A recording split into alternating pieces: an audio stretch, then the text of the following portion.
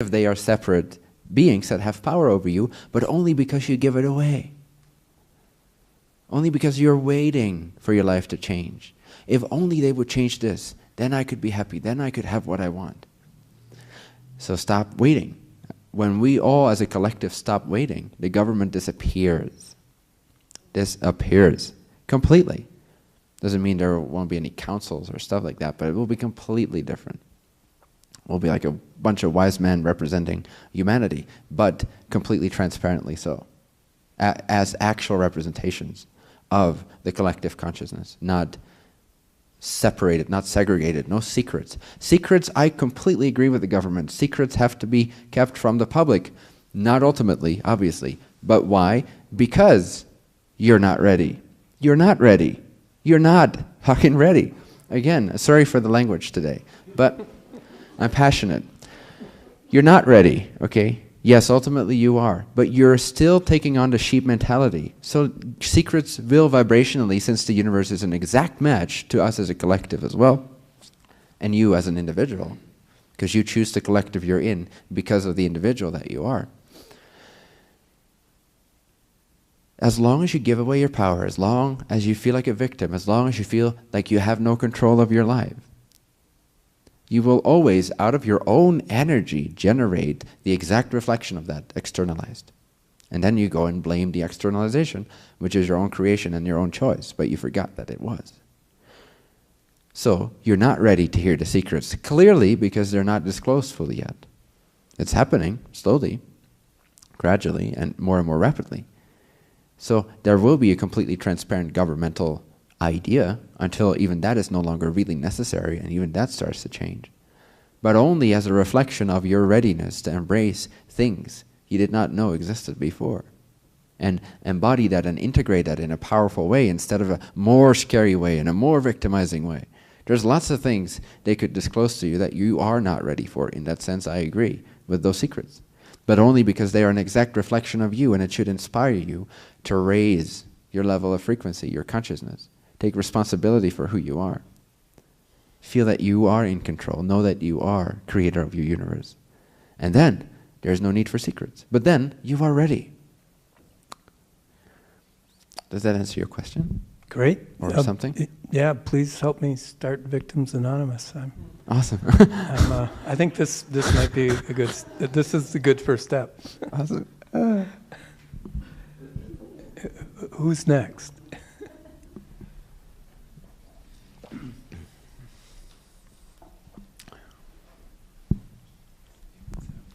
Do you want me to sit up there? I want you to sit up here, but that's up to you. Whatever you prefer. Hi.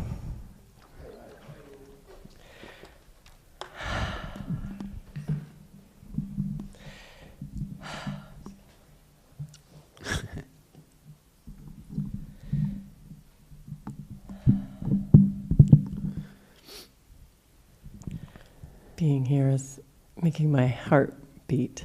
Lovely, you're alive. Yes. Notice how happy you are to be alive, how excited you are to be here. This is like a cutting-edge little moment of your day. That's great. Yeah. I'm really interested in what are powerful practices other than noticing in the moment and changing the vibration, maybe with a thought of my icon or my superhero, maybe. Sure. I mean, what is this your working first practice? Is this your first visit to one of my meetings? With you, yes. Okay, cool. So just in general, for those that are new, I can recommend, if you want to skip a few steps and go all the way to the more powerful stuff, my previous 3 sessions here were of that nature, different techniques, different practices, and you can watch them on YouTube, at least for now. So if you look up Become a Manifestation Powerhouse, Imagineer Your Life, and what's the other one called? The last one? We can write it down for people. Okay, we can write it down. What was the last one? Yes, a simple method to raise your frequency and vibration. So Become a Manifestation Powerhouse, Imagineer Your Life, and wait, what? Like I said, you start forgetting things. Simple method to raise your frequency and vibration. Go to your YouTube channel and it'll be on YouTube. Yeah, so youtube.com/Bentinho Massaro. I'm sure my name is somewhere here, so if you don't know how to spell that. And then /videos, for example. So I can recommend that, like for more in-depth, but I can just briefly give a few quick examples, if you want. Can you rephrase your question one more time in one sentence? What's the most powerful practice? Oh.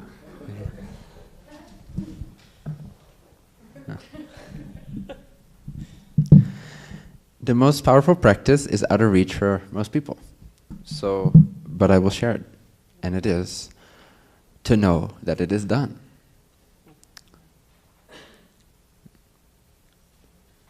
Wait, what? Like I said. So,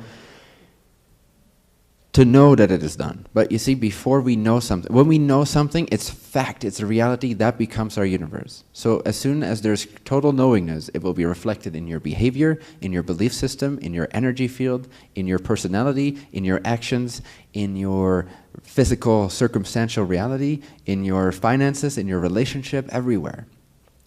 Basically, everything you see today, everything you feel and experience today is based on a level of knowingness that you have, which is the state of being, the vibration. Now, the most powerful technique, which is not really technique, it's just a doing, it's an immediacy. It's like, how do you move your arm? You just do it. You just know it is done, and you don't need any other permission slips in order to get to where you want to be. However, for most people, in order to feel like they actually have shifted a knowingness, they need some time. That does not exist. They need some permission symbols. They need some permission practices. They need some experience of going through different types of frequencies and then feeling like, oh wow, maybe this is actually possible. Okay, let me explore it. Okay, let me practice it. Oh hey, I see a reflection of it. Wow, it looks like it actually is possible. And so forth and so forth. And then at some point they arrive at a higher level of knowingness. The most powerful way to create your life in whatever way you see fit is to simply know that it has already happened, that it is true, that it is already so. If you can shift immediately your state of knowingness, then you don't need any intermediate in-between steps anymore. Yet, however, but I'm not saying this is impossible. It has simply been my experience that, including myself, you need some experience gaining confidence in the fact that you are creator of your reality. And absolutely, there's millions, billions of choices that I could not make starting right now. From that way, I would need permission symbols in order to believe that those things could be generated right away, right? So you always get to the point where you're at based on the changing of your belief systems and the practice and the confirmations that you get from the way reality works. Now this accelerates. This is an exponential line, meaning that 2 days from now, I'll be able to generate more than I could today, but that difference, the amount that I can create more than I can create today, is a greater difference already than the difference between 2 days ago and today. If that makes sense. It's a bad way of explaining it, but it's exponential. So you start to become more confident in this knowingness. And it is still an endless journey, both in this life and beyond this life. So this empowering journey is all about shifting your vibratory level, which is what you know to be true. So ideally, ultimately, with certain things at least, you can simply shift. No, absolutely no. There's a difference between thinking and believing, and then there's a difference between believing and knowing, right? Knowing is the most powerful. If you can go straight to the knowing aspect that something is done, it is done. It is done because knowingness creates the reality you're in. So it becomes physical immediately. Do you feel that serves you, or would you like one little step below that? Yeah, I guess I do. Okay. Another step Awesome. below it. Or, yeah. Would you like a little technique that gets you to greater ability to jump knowingness? Yeah. Okay. So I can rename some of the ones I did last week, but let me see if there's any other fun ways that come to mind. One fun way, which is actually quite powerful too, is to place what you desire in the future in your past.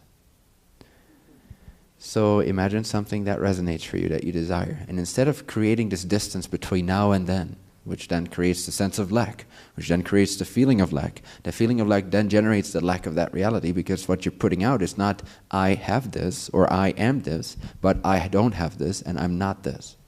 So sometimes even your imagination, even your seeing what you desire, even creating your new imagination, tuning into your heart's reality, your true reality, can still generate an even greater dissatisfaction, because many people have learned to focus on lack.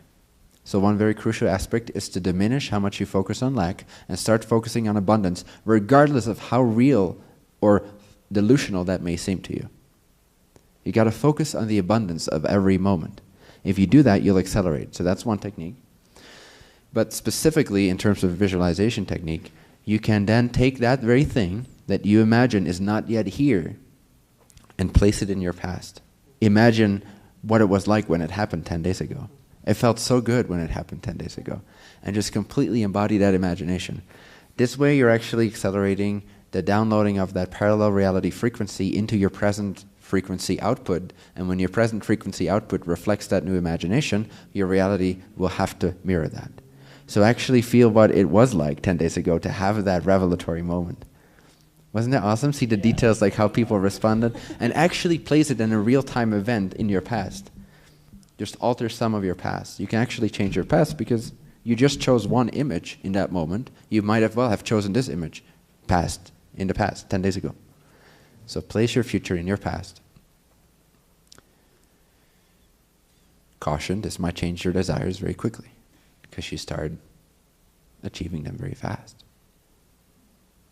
Start just generally being happy because you know that you can own anything you desire. Just place it 10 days in the past or yesterday. Doesn't matter, as long as it's in the past. For some reason, it seems easier for people to put it in their past than it is to place it right here, right now. Because again, we're so used to focusing on the lack based on our present physical manifestation container that all we'll see is, no, it's not here, I'm just faking it. But if we use imagination and we give ourselves permission to imagine that it's in the past, then, oh, well, it's not here, so at least it was in the past. You can imagine that. But then it starts to feel more real, and then the frequency starts to increase, and you start to feel like you own it, you have had it, like it's already here. You start to tap into the version of yourself that does have that reality. And then it will start to be reflected to you, because that's what creation has to do. It doesn't have a will of its own, so it will have to reflect the only will that exists, which is the free will of consciousness and its state of being. So place everything you desire a little bit in your past, a little while ago, and feel what that was like. Yeah, it's amazing. Awesome, beautiful. Well, keep vibrating at that level. Keep imagining the things you desire. If for you it seems like it's like your mind automatically places it in the future, then try placing it in the past. At some point, you will see everything is present. And so when you imagine a reality that's not yet your physical container, the sense of it not being here yet starts to disappear. So you start to blend that, and you start to feel the happiness you feel would it have been here, even though physically, logically, you could dictate that it's not here. But you're not doing that anymore. You're becoming more delusional, intentionally, consciously so. And then that reality will actually get a chance to manifest that much quicker. Does that make sense? Yes. So it's a little workaround. Awesome. Okay. Yeah. Who's next?